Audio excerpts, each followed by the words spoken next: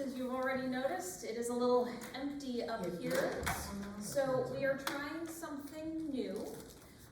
Instead of having the physical read-alike books up here with us, we've incorporated images of them onto the slides here, both to make it a little bit easier for everyone to see them, so there's less of a glare, and to make it, We'll get you whatever you want. yes, and then so to make it a little bit easier for us as well.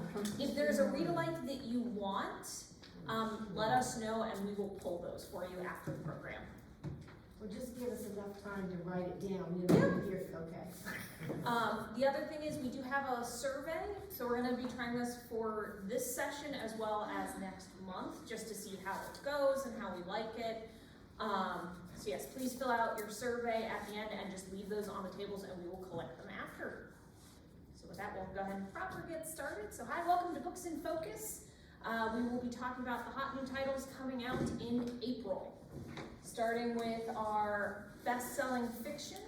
The first one we have is A Calamity of Souls. This is set in the tumultuous year in 1968 in Southern Virginia.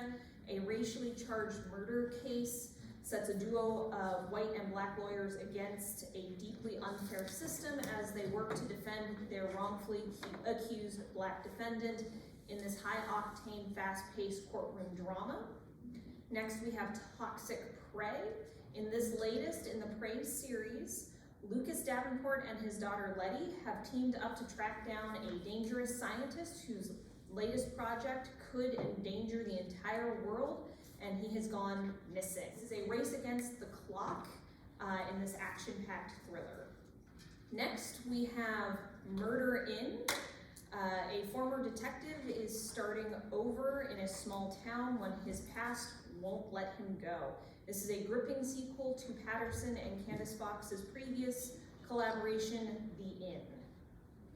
Next, Only the Brave. Sophie Alexander has had to grow up quickly after taking charge of her sister and finding herself increasingly drawn into the resistance during World War II as Hitler starts to gain power over in Europe. This is a sweeping, powerful historical novel about a courageous woman during World War II. Table for Two. This is a new collection of Toll's short fiction with 6 short stories set in New York and a novella set in the golden age of Hollywood. This is described as being written in his singular wit, humor, and sophisticated style. Table for Two is another glittering addition to the Toll's canon of style and transporting fiction. Next, we have Funny Story by Emily Henry. It is described as a shimmering, joyful new novel about a pair of opposites with the wrong thing in common. Daphne finds herself falling for her ex-fiance's new fiance's ex. Yep, shenanigans will ensue.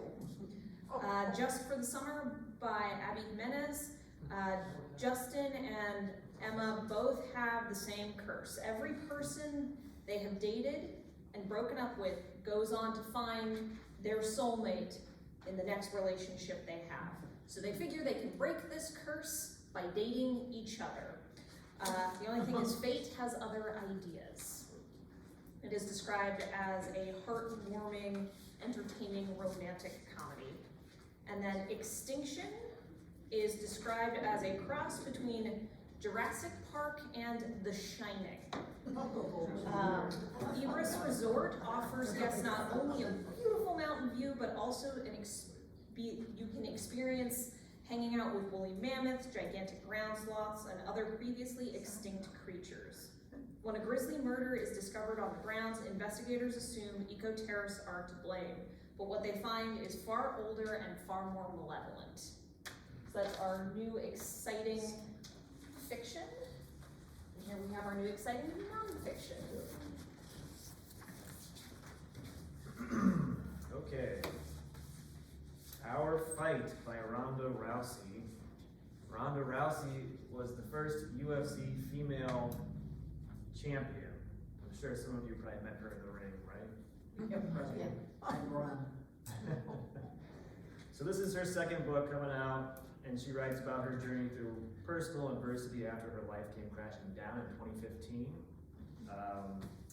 Touches on things like career change, marriage, motherhood, and facing your fears. James Patterson has his name on a new nonfiction coming out. It's on both sides.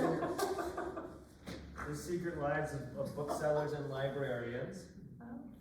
This is a celebration of the world of books. Does Gary have a chapter in this? You'll have to check it out when it gets here. It's a collection of true stories based on interviews that he and his co-author, I think, had with booksellers and librarians. Eric Larson has a new one coming out, so that's exciting. Demons of Unrest. Drawing on diaries, secret communiques, slave ledgers, and plantation records, Larson tells the story of the pivotal 5 months between the election of Abraham Lincoln and the start of the Civil War. An unfinished love story by Doris Kearns Goodwin. This one is a mixture of biography, memoir, and history. And in this one, she takes readers on the emotional journey that she and her husband Rick embarked upon as the two revisited the 1960s through 300 boxes of letters, diaries, documents, and memorabilia Rick had saved over the years. I think he was engaged. I think he had a profession in the political world. Salman Rushdie has written a new book. For those of you who are not aware, Salman Rushdie survived a knife attack, an attempt on his life back in August of 22, when he was stabbed at a public event. And this book is his account of enduring that and surviving that assault. Susan Page has written a biography about Barbara Walters called The Rule Breaker, being called the definitive biography of the most successful female broadcaster of all time. A woman whose personal demons fueled an ambition that broke all the rules and finally gave women a permanent place on the air. All You Need Is Love, the Beatles in Their Own Words. This is an oral history of the Beatles from never-before-seen interviews conducted by the authors with Paul McCartney, Yoko Ono, George Harrison, Ringo Starr, their families, friends, and business associates. And then lastly, Shakespeare, The Man Who Pays the Rent by Judi Dench. This is an insightful walk through the works of Shakespeare by actress Judi Dench, who has played many Shakespearean roles throughout her 7-decade career. The book is written in conversation with her friend, who is an actor and director by the name of Brendan O. Hay.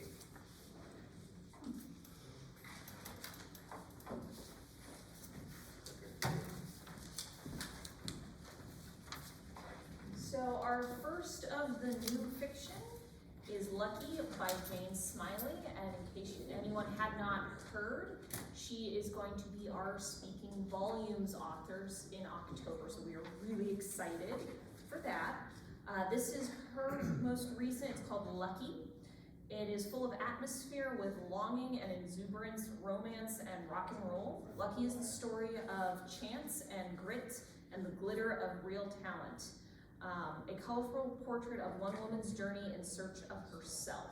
Growing up in St. Louis, Jody Rattler got the nickname Lucky after a trip to the horse track with her uncle. The nickname seems apt when, after hard work and a fortuitous circumstance, she is launched into stardom as a singer. This is described as a soaring, soulful novel about folk music in the 1970s. Both of my read-alikes up here are meant to put you into the world of late 60s, early 70s folk music. The first is Naturally, Daisy Jones and the Six by Taylor Jenkins Reid. It is loosely based on the story of Fleetwood Mac. Daisy Jones and Billy Dunn and his band The Six are all aspiring musicians who are on the cusp of getting noticed. A producer realizes that putting the two acts together would make them into a musical powerhouse. What happens next, no one could have guessed in this compelling novel with a unique cast of characters and easy style. next we have Songs in Ursa Major by Emma Brody. Jane and Jess seem to be perfect together. They are both rising stars in the music industry. Jane is concerned, though, that she is going to be overshadowed by her growing relationship with Jess. She then finds herself in a precarious circumstance after a dark secret about Jess's music is revealed. This is a multi-layered book that explores the darker side of the music industry in the early 70s with well-drawn characters and an atmospheric sense of the time. The Gathering by C.J. Tudor. In Dead Heart, Alaska, a boy is found with his throat ripped out and all of his blood drained. The inhabitants of Dead Heart haven't seen a murder like this in 25 years. Not since the uneasy truce with the colony, an ostracized community of vampires settled deep in the woods. A vampire detective has been called up by the sheriff, and the two begin investigating. What they discover is a far darker secret in this atmospheric, dark, creepy, gritty, snow-stranded novel. So the two read-alikes I have are, the first one is from the Sookie Stackhouse series Dead Reckoning. Although we are trading some snow for a little bit more heat and humidity, this book is set in Louisiana. In this one, Sookie Stackhouse has had her place of employment bombed, Merlot's, where she is the sole witness of this action. A group of shapeshifters are immediately under suspicion for the firebombing, but Sookie suspects otherwise. Meanwhile, Vampire Eric is plotting to kill his master. This is a creepy, gritty, compelling novel where nothing is as it seems. The next one that I have up here, when I thought of cold, dark, and creepy, The Road of Bones by Christopher Golden was the first thing that popped into my brain. It has a similar atmospheric tone, unsettling creepiness, and lots of snow. So this is a supernatural thriller set in Siberia, where a film crew is covering an elusive ghost story about the Kolyma Highway in Russia. It is a road built on top of the bones of prisoners of Stalin's Gulag. While the story of the film crew is fictional, the story of this highway, the road being built by Gulag prisoners and on top of their remains, is actually a true story, which makes this novel even creepier. So, yeah.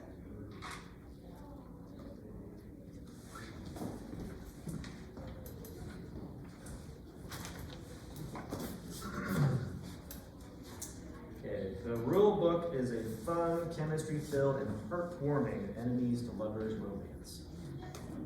Our two main characters are exes, sports agent Nora McKenzie and NFL tight end Derek Pender. Being a woman trying to make it in the male-dominated world of sports, when Nora is instructed to sign Derek, she does so because she feels like she doesn't have a choice.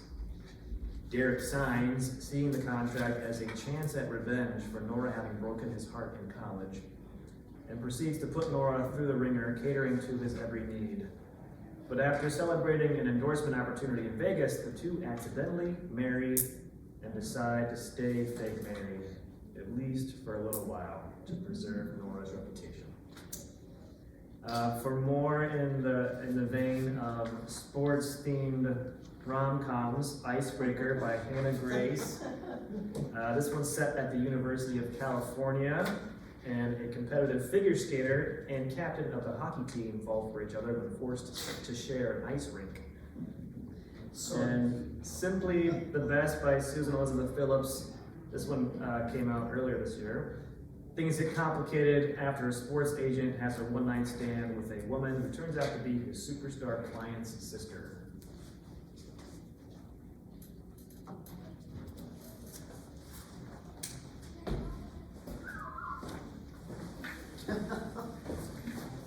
Hi, ladies. Yeah. How are we all? Warm? Okay, you see me over there. Just all right. We got Lost Birds by Anne Hillerman.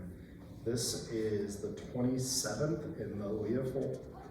I think it's Leafhorn or Leaphorn. I think it's Leaphorn. Leaphorn. Yeah, that sounds about. And Cheese series.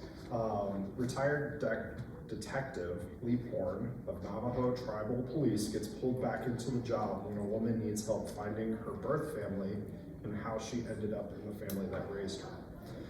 But stakes raise quickly when answers lead to deadly consequences. The plot becomes intricate and another personal case opens up for Lee Horn himself.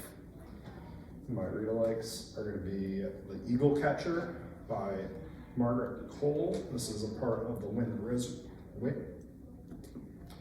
River Reservation series. A tribal chairman is found dead.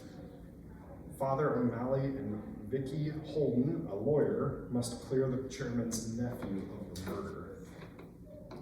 And then Devil's Claw by J.A. Jantz. This is the Joanna Brady series. Sheriff Joanna Brady must juggle planning her wedding and solving 2 murders she suspects are connected. Can't read it here. Alright, followed up by The Familiar by Leah Bardugo. When Lucia's magic proves useful to her masters, she is promoted from lowly servant to magic servant to advance her master's political standing and wealth. Being dragged into a world of political intrigue gains her the attention of the government, that which Lucia is enlisted in, to where she finds herself among other various magic wielders. So I picked Emily Wilde's Encyclopedia of Fairies by Heather Fawcett. A Cambridge professor leaves the boring normal world behind to research the fae of the lost and secret world of fairies. And I've got The Tainted Cup by Robert Jackson Bennett. A detective in a magical world must solve the murder of an imperial officer. The Paris novel by Ruth Rachel.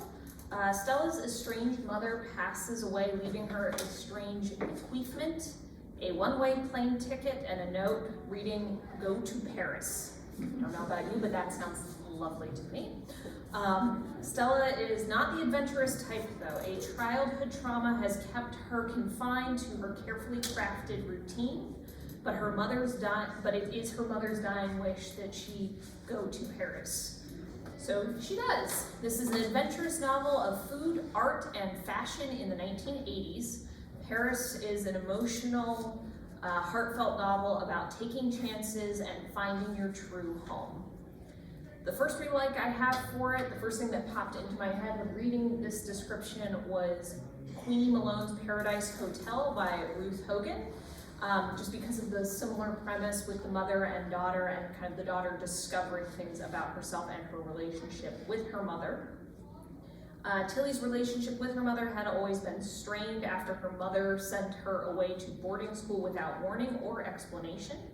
Years later, Tilly learns of her mother's passing and returns home at the hotel to clear out her mother's belongings, where she discovers a journal.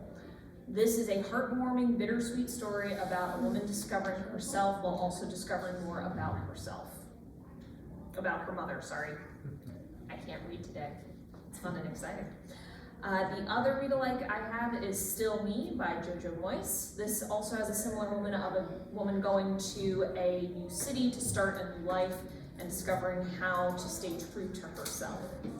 Lisa Clark just arrived in New York City, ready to start her new life, but before long she finds herself mixing with New York high society as she meets Josh Ryan, a man who brings a whisper from her past that could destroy her new life. This is a funny, poignant story about a woman having the courage to live boldly and authentically herself.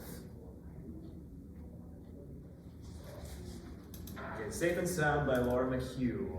This is the story of 2 teenage sisters, Amelia and Kylie, who set out to learn what happened to their older cousin Grace, who disappeared 6 years earlier while babysitting them. The mystery of what happened that night had always lingered in their minds, but after the unidentified remains of a young woman are discovered near the county line, The girls are motivated to find out the truth.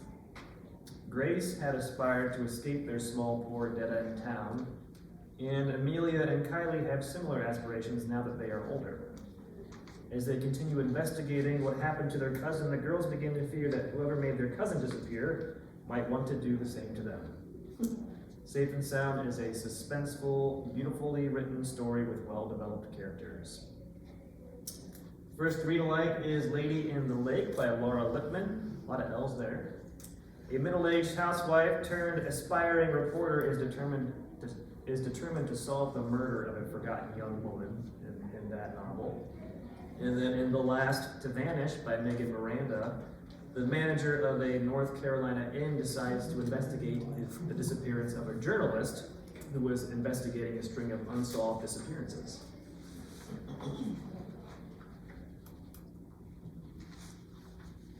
All right, this is the Kiss Countdown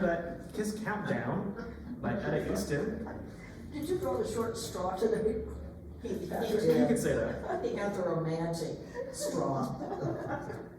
This one is a debut novel about a newly single event planner, Amory Price, who winds up in a fake relationship with sexy astronaut Vincent Rogers. Don't say sexy astronaut every day. Amory initiates what was intended to be a one-time deception in order to make her ex jealous. Vincent plays along in the moment, but in exchange, asks Amory to pretend to be his doting girlfriend in front of his over-anxious family. Because Vincent has a mission in 3 months, and thinks that knowing he has someone looking after him will ease his family members' minds some and keep them off his back. The arrangement includes her staying rent-free in his apartment's spare bedroom. An appealing offer for Amory, who is also trying to raise enough money to start up her own business. One review says Easton's debut is perfect for readers seeking romance with excellent character development and STEM at its center. Love Theoretically by Ali Hazelwood is another STEMinist rom-com, as they call it, I guess, about two rival physicists falling for each other. And then Do You Take This Man by Denise Williams is another rom-com about an event planner and lawyer-turned-wedding officiant who are forced to work together despite their differences. Sounds like a homework. I love that title. Next we have Death by Chocolate, Raspberry Scone by Sarah Graves. This is the 7th book in the Death by Chocolate mystery series. It's set during the summer in Eastport, Maine. Two co-owners of a bake shop, Jake and Ellie, are asked by a friend to try and locate the remains of her husband, who was an experienced fisherman who went missing, along with the gold doubloon he inherited from his grandfather, somewhere off the coast. The friend believes he was murdered. As Jake and Ellie island hop for answers, they find themselves caught between hungry sharks and hungrier suspects. Now, one point of note, one reviewer said this is grittier than the typical cozy, more sharp than scone. So there might be maybe a little more blood in this one than other cozies, if you're a fan of that kind of thing. I watch those short fires. Does it make you not want chocolate anymore? Yeah. Never. So 2 more food-themed cozy mysteries with female amateur sleuths would be first Murder in the Tea Leaves by Laura Childs. In this one, tea shop owner Theodosia witnesses the death of the director while catering for a film. And then in Caramel Pecan Roll Murder by Joanne Fluke, small-town baker Hannah Swenson finds the body of a local fishing event's celebrity spokesperson. Real Americans follows 2 young Asian adults living on opposite sides of America. Lily, an unpaid, overworked intern, finds love in a laid-back Rich, heir to a pharmaceutical firm. 15-year-old Nick from Washington State embarks on a journey across the country to find the truth about his father.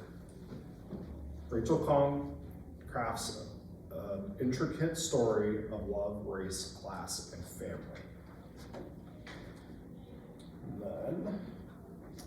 Yellowface by R.F. Kuang. When June Hayward steals an old friend's manuscript after her death, June must fight to defend her foe-made stardom as her new life crumbles around her. And The Joy Luck Club by Amy Tan. 4 Chinese immigrants begin a Mahjong club in the late 1940s, sharing stories of real despair with their daughters, connecting them all.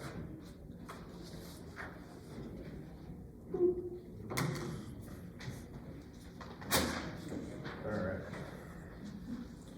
Crow Talk by Eileen Garvin, national best-selling author of The Music of Bees, brings us a story of friendship where a struggling Ornithologist. Yeah, thanks guys. Ornithologist, bird researcher, a broken Irish musician and her mute son bond over an injured crow chick that becomes a catalyst towards happiness and a light in their dreading lives. As Relax, I picked Someone Else's Shoes by Jojo Moyes. In the arduous trials of her divorce, Nisha finds friendship after a mix-up at the gym gives her a new pair of heels and a lifelong friend. And Hello Beautiful by Ann Napolitano. William finds solace and love when he moves away to college, but his past resurfaces to jeopardize his new relationship and tears apart the family of the woman he loves.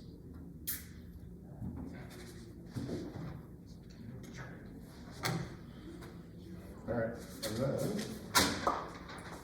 You Know What You Did by K.T. Nguyen.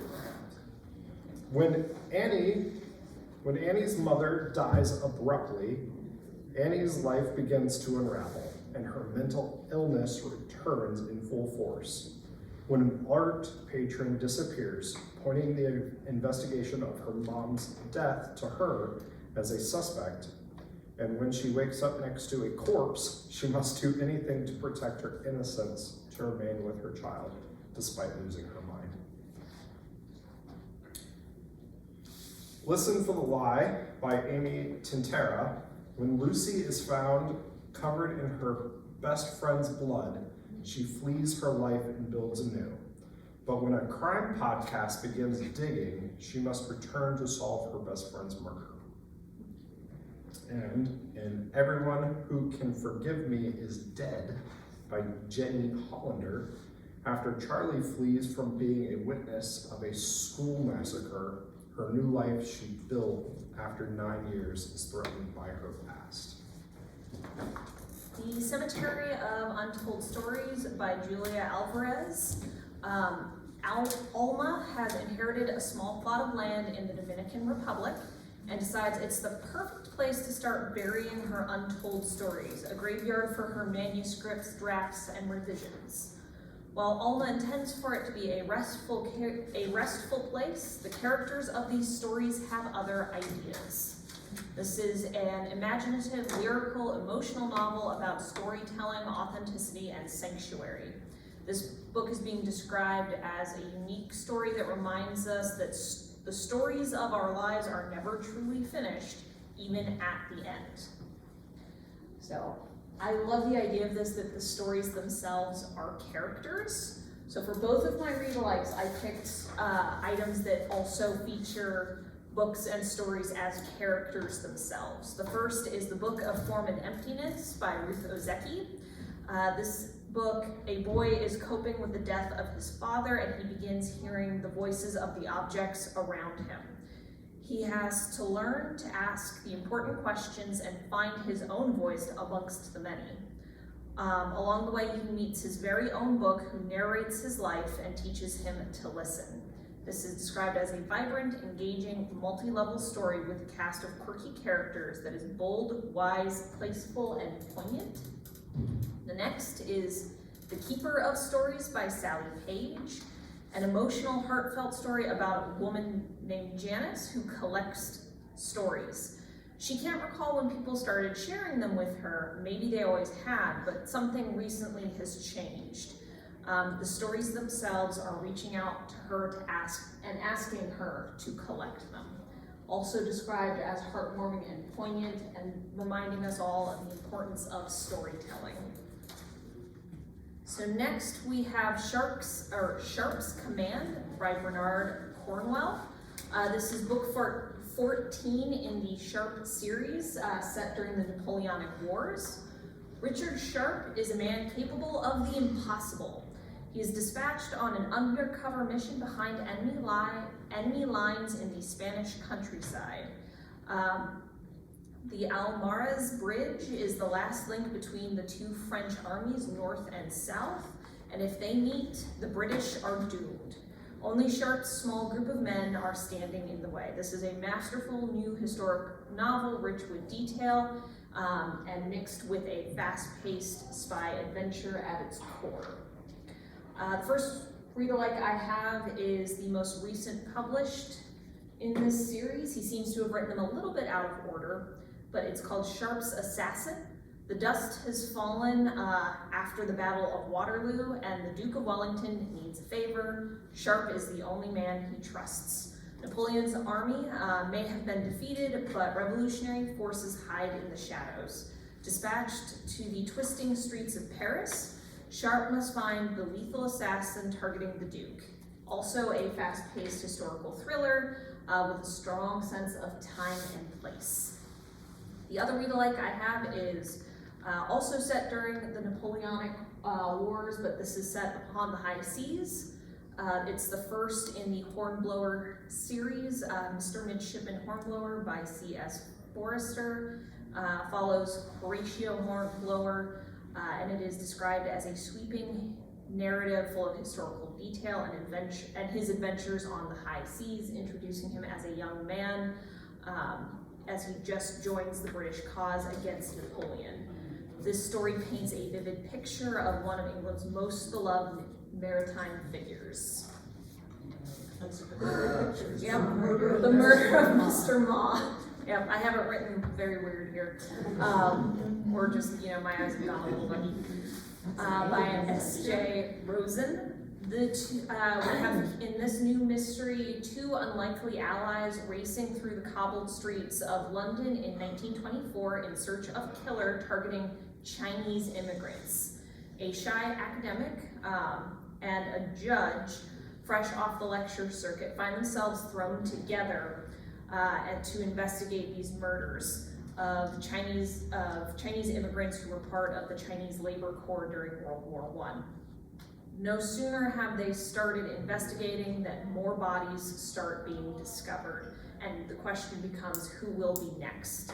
Blending traditional Jungian crime fiction and Sherlock Holmes, this first installment of this imaginative new mystery thriller promises to be an entertaining mystery with a strong sense of place and an intricate plot. The first read-alike I have is actually Rosen's one of her other major mystery series. It's called China Trade. It is set in modern times, but this mystery also features a partnership between unique and unlikely detectives who find themselves tracking a killer through Chinatown in New York City after some precious porcelain artifacts are stolen. Despite having different backgrounds, the two find that they work together reasonably well and find themselves navigating between highbrow art dealers and Chinese gangs in this fast-paced thriller. It's also just really helpful to introduce you to Rosen's unique writing style.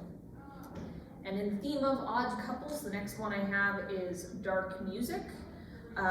In this one, a murder has caused two unlikely allies to race against the clock against a shadowy international conspiracy. Our protagonists are Michaela Vargas, a street-smart police officer, and Professor Hans Ricci, a fragile but brilliant author on interrogations. With a quirky writing style and interesting cast of characters, this Sherlock Holmes-inspired story will leave you wondering what's next for this odd couple detective. series. Sorry, I can't get words. The British Booksellers by Christy Cambron. This is a blend of romance and World War II history based on real accounts. The setting is Coventry, England, at the turn of the 19th century. It is a split time storyline, but much of the action takes place during the Blitz. The main characters are an aristocrat and former tenant farmer who knew each other as children and now as adults run competing bookstores. The Library Journal review says, in this delightful historical romance with nods to the movie You've Got Mail, readers will be put through the emotional spectrum, all the while rooting for the mismatched couple, now middle-aged and battle-scarred, but not without hope for true love. This one contains themes of showing courage in the face of trials and fighting for what matters most. The read-alikes I have are two more inspirational historical fiction novels with romance elements, also set in England and also with female protagonists. A Dangerous Legacy by Elizabeth Camden is about a British female telegrapher who makes an alliance with a talented and handsome rival. And Yesterday's Tides by Rosanna M. White, set in 1942, Special Agent Sterling Bertrand is washed ashore near Evie Farrow's Inn, turning Evie's life upside down. Okay, this is The North Line by Matt Riordan. This is another debut novel. In this, quote, triumph of gritty realism, a college student looking for some quick money finds work on an Alaskan fishing boat in the Bering Sea, and the dangerous work and harsh lifestyle force him to lose all pretense and confront who he really is. David Sedaris called it a frightening story of tough men pushed to the brink. The novel's captivating, occasionally funny, and startling. I couldn't put it down. So this is a riveting story about the quest for identity with relentless pacing and colorful dialogue. And for what it's worth, the author spent his early 20s on a fishing boat in Alaska. The Ocean Above Me by Kevin Seitz is my first read-alike. Trapped under sea in a capsized shrimping trawler, a damaged war correspondent is forced to confront a deadly secret from his past as he struggles to survive. And The River by Peter Heller, a novel about two college friends on a summer wilderness canoe trip, a gripping tale of a friendship tested by fire, whitewater, and violence. So this is Miss Morgan's Book Brigade by Janet Charles. The year is 1918. The Great War has been raging across Europe for the last few years, but it looks like it's nearing its end. Jessie Carson has taken leave from her job at the New York Public Library to work for the American Committee for Devastated France, an international group whose goal is to help rebuild French communities close to the front. So that's the first story, or the first timeline of this dual story. The second is set in 1987. A New York public librarian and aspiring writer, Wendy Peterson, has stumbled across a passing reference to a former New York public librarian, Jessie Carson, in the archives. But what happened to her when she arrived in France is unknown. And so Wendy Peterson starts to investigate. This is described as a captivating, richly drawn fictional account of an American librarian who was appointed as the director of children's libraries, the first director of children's libraries in France, exploring the connections that bind us across time and through stories. This is, it is based off of a true story. Jessie Carson was a real person, and she did go over to France in 1918 to help rebuild children's libraries across France close to the front while the fighting was still happening. The first read-alike I have is The Librarian of Burned Books.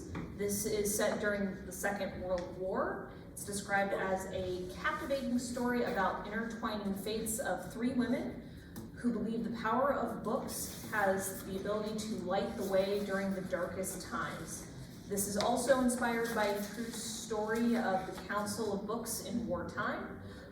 This is an unforgettable historical novel that is a testament to the beauty and power of the written word. The other read-alike I have is also a historical novel about two intersecting timelines in 1918. This is The War Librarian by Addie Armstrong. Emmeline is a shy and timid librarian who has volunteered to venture to the front lines in France to serve both troops and medical personnel alike. So that's the first timeline. The second is in 1976. Kathleen Carr is eager to prove that she deserves acceptance into the first co-ed class at the U.S. Naval Academy. So both seemingly unconnected females do find that they have more in common than you'd think. They discover a secret that could be their undoing during their wartime service, and it makes them question what it means to live an honorable life. This is an engrossing historical novel about sacrifice and courage. This is Oracle by Thomas L. Quillelt. When children begin disappearing into the wreckage of an 18th century ship, retired specialist Robert Grimm is brought in to investigate occult activity and finds that the ship is a doorway to a coming apocalypse. Grimm must face an ancient evil from under the sea to save his world. For read-alikes, I brought my favorite book, How High We Go in the Dark, by Sequoia Nagamatsu. Amidst a future plague, life still goes on, and we get to see a plethora of lives affected by an apocalypse and how love still thrives. And then The Unforgiven Dead by Fulton Ross. An Irish detective must solve a murder in the Highlands, but when the perpetrator may be a manifestation of pure evil, Detective Angus McNeil must use his own mystic abilities to save an old mentor.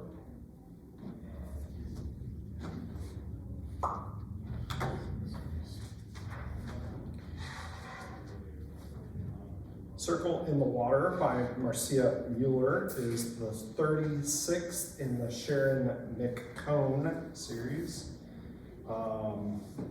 This takes place in the richest neighborhood in San Francisco, where McCone's life is directly targeted after finding a dead body, and a meth lab explosion literally rocks the neighborhood. This intricate plot is driven by a female lead in a big city. I brought City Under One Roof by Iris Yamashita. In an isolated town with one building in an isolated region of Alaska, a detective on administrative leave must face the entire town to solve a murder that may be connected to her. That is a good book. Yeah. Yeah, did you read the second one? It just came out. Just finished the second one, Oh, not yeah? too long ago. Did you like it? Yes. Was it worth it? Yes. Okay, good. Probably have to check it out. Locust Lane by Stephen Amadon.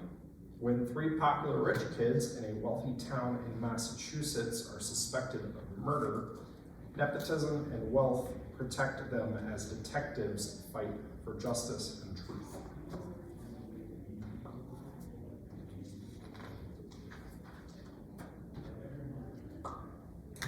And Anne Leckie's Lake of Souls. This is an anthology of short stories set in a sci-fi universe, just one. Where one must traverse the stars to commune with old gods, or to sports that determine political winners, or to a legal dispute corrected by differing languages, all within the same universe of stories. I brought Mislaid in Parts Half Known, by Sean McGuire. This is the 9th in the Wayward Children series about kids who travel to different universes but find difficulty living their normal lives after traveling to these various completely different worlds. Is that a dinosaur on the ground? Yeah, it's a brachiosaur. And then there's some pteranodons flying over it, or pterodactyls, or quetzalcoatlus. I don't know. Anyways, Memories Legion by James S.A. Corey. This is another collection of sci-fi stories from the Expanse series, which is a very good, realistic, grounded in reality sci-fi series on Prime. And this is like, these are stories connected to that universe, so like additions to that story.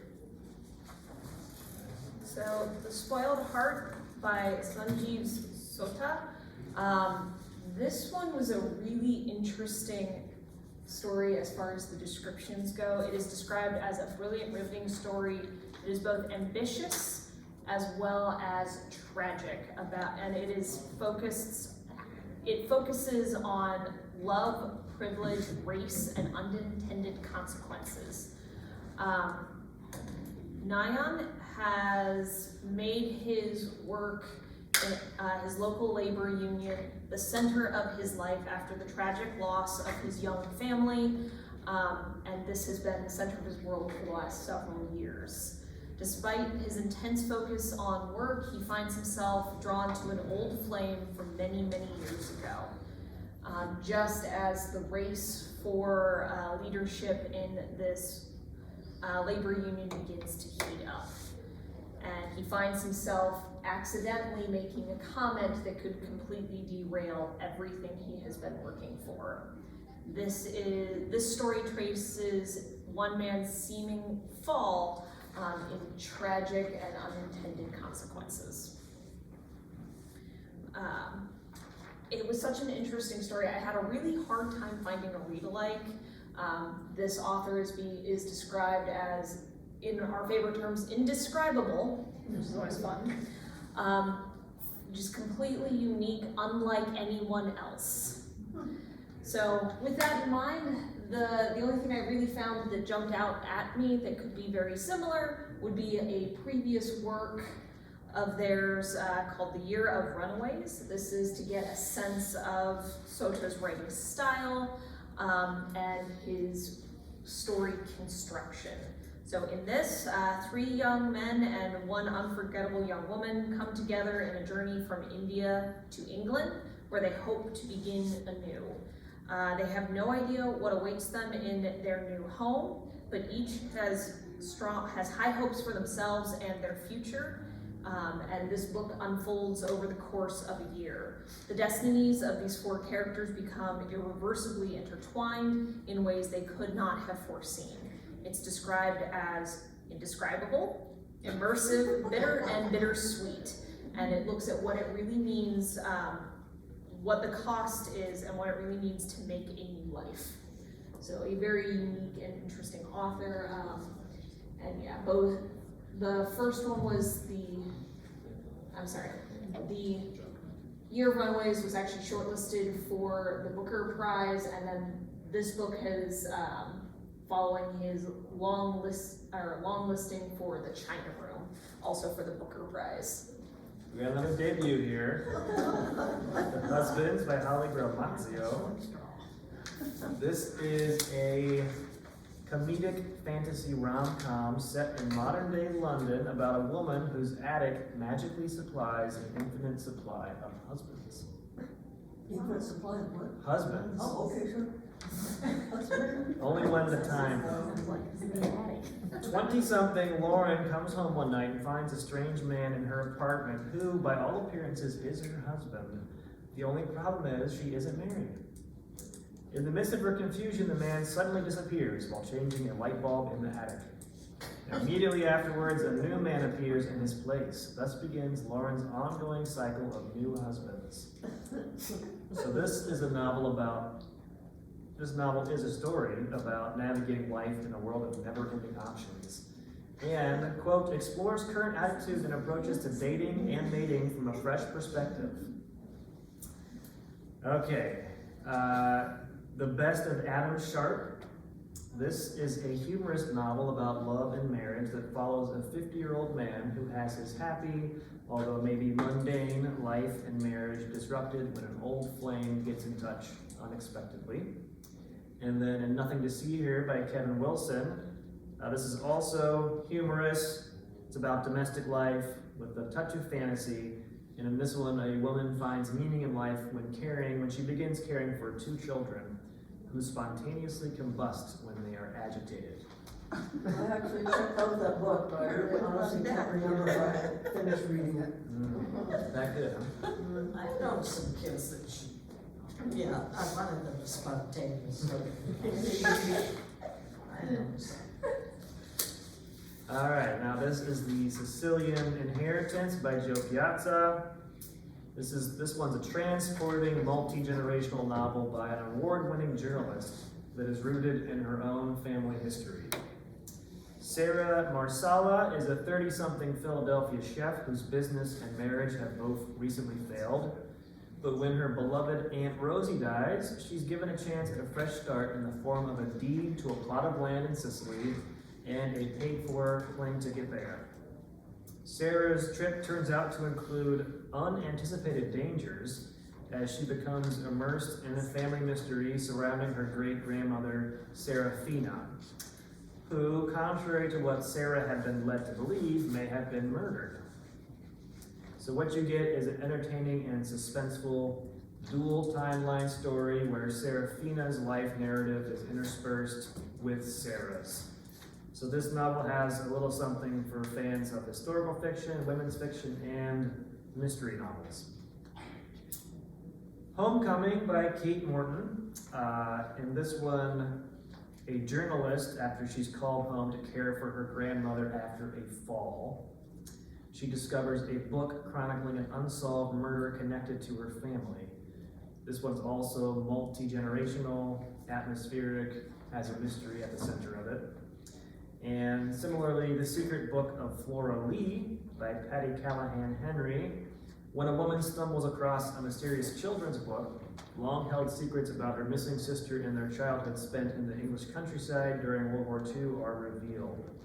So again, similar elements of dual timeline family secrets. I'm gonna kick off our nonfiction. Heyo. All right. The Wide Wide Sea by Hampton Sides. Hampton analyzes the life and voyages of Captain James Cook up to his death in a conflict in Hawaii. Explore Cook's real, thrilling life and discover why Cook is considered one of the most important men of the Enlightenment era. This narrative nonfiction is a fast-paced action on the high seas.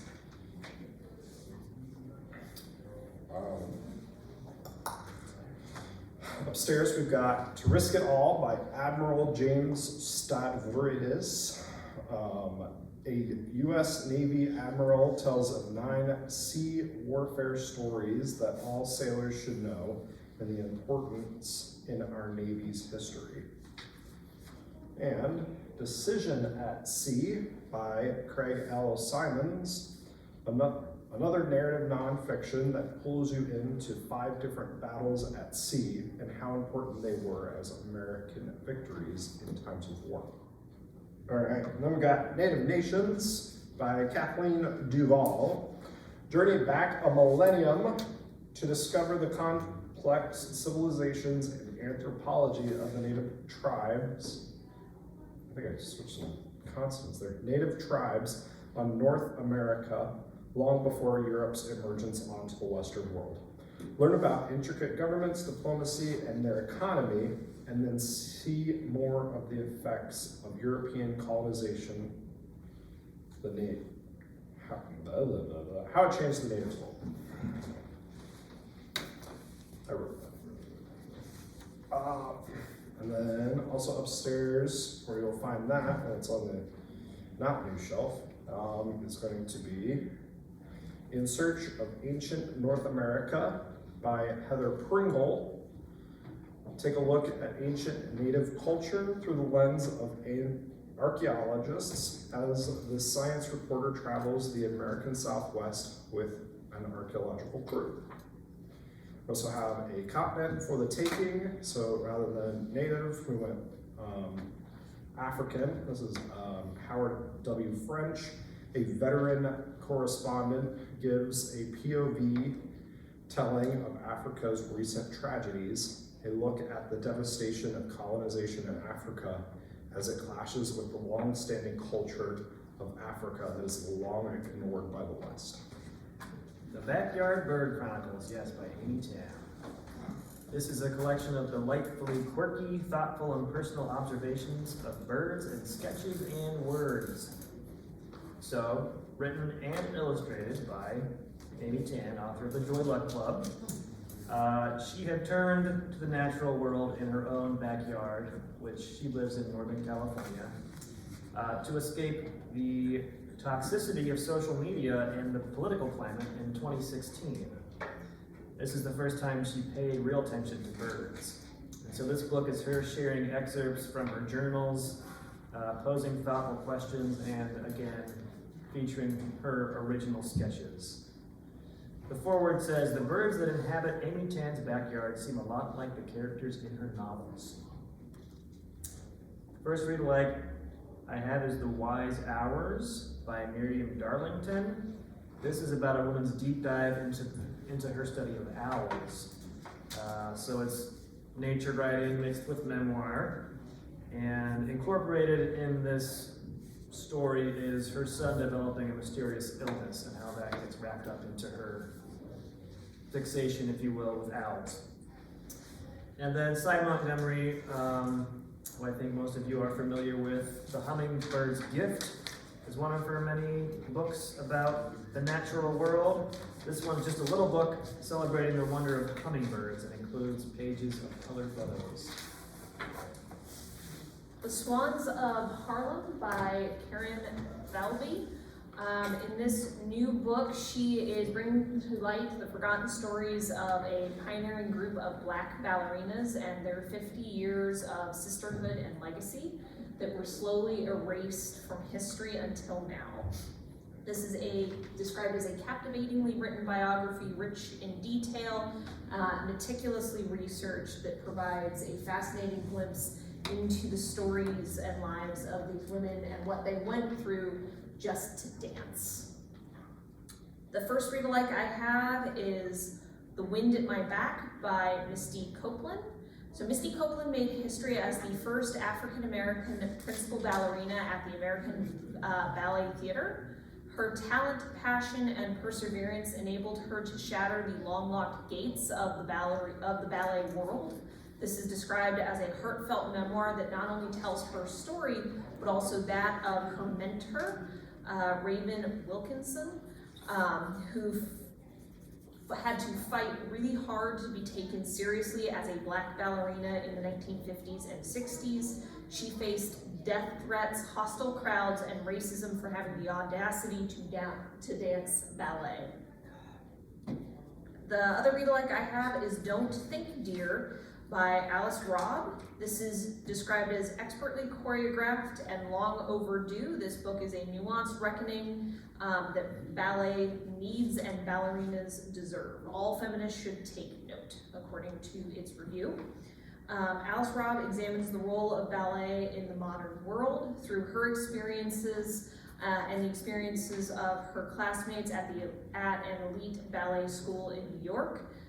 This is a well-researched, incisive look at the traits ballet prizes and takes to the extremes, such as stoicism, silence, and submission. This is a heartfelt book full of stories of resilience, reinvention, and regret.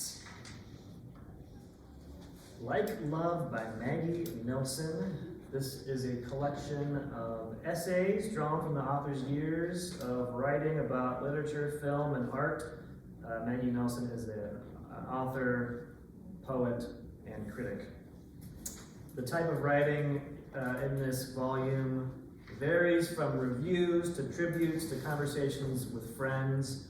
It covers a wide range of subjects, but some themes include, quote, intergenerational exchange, love and friendship, feminist and queer issues, subversion, transgression, and perversity, the roles of the critic and of language in relationship to visual and performance arts, etc., etc.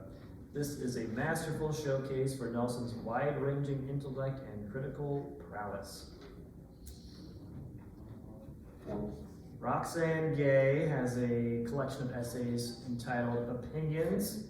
She is a cultural critic and best-selling author on culture, politics, and everything in between. So that should be a similar type read if you like reading those kinds of essays. Also, On Freedom is an earlier work by Maggie Nelson. Drawing on a vast range of material, the author explores how we might think, experience, or talk about freedom in ways responsive to the conditions of our day. And to wrap up our nonfiction books, we're returning to the high seas in A History of the World in 12 Shipwrecks by David Gibbons. We're all about books and nautical shenanigans today. David Gibbons is a renowned underwater archaeologist, and he comes to us with an exciting, rich narrative of human history told through 12 archaeological discoveries of different shipwrecks across time. We're going from the Bronze Age up to World War II. He ties together some of these stories of the most significant shipwrecks in time to form a single overarching narrative about the people during those times and why they set sail into the unknown. This is described as an accessibly written book that draws on the author's decades of experience with aquatic excavations. So naturally, the first read alike I have is The Wager by David Gannon. On January 28, 1742, a ramshackle vessel patched together washes up on the shore of Brazil, and inside were 30 emaciated men, barely alive, with an extraordinary tale. 6 months later, an even more decrepit craft lands on the coast of Chile, and the 3 castaways in this boat tell a vastly different story.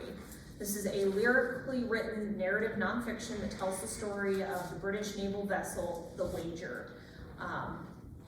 And it is one of our favorites here. It's actually a previous book discussion book for this year. The other read-alike I have is A History of the World in 12 Maps. This is a combination of a masterful study of history and cartography from ancient Greece to Google Earth. So he takes you through an adventure in time and how maps have impacted us from the beginning onward. It is also described as excessively written, meticulously researched, and shows how our understanding of navigation has impacted the way we live. And that is the end of Books in Focus for today.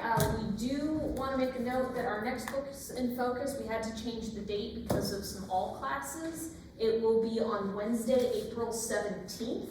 So please mark your calendars for that. There was just a scheduling conflict that day for this room, so we had to move it. So yes, we will see you then. Please, that will be at the regular time, 3 p.m. But it's just on a slightly different day. On the 17th. On the 17th, yep. So right here, 17th of April. Thank you. And then, yes, if you could please fill out your surveys and mark what you prefer. If you'd like any of the read-alikes that we talked about, let us know and we can go pull those for you. Okay.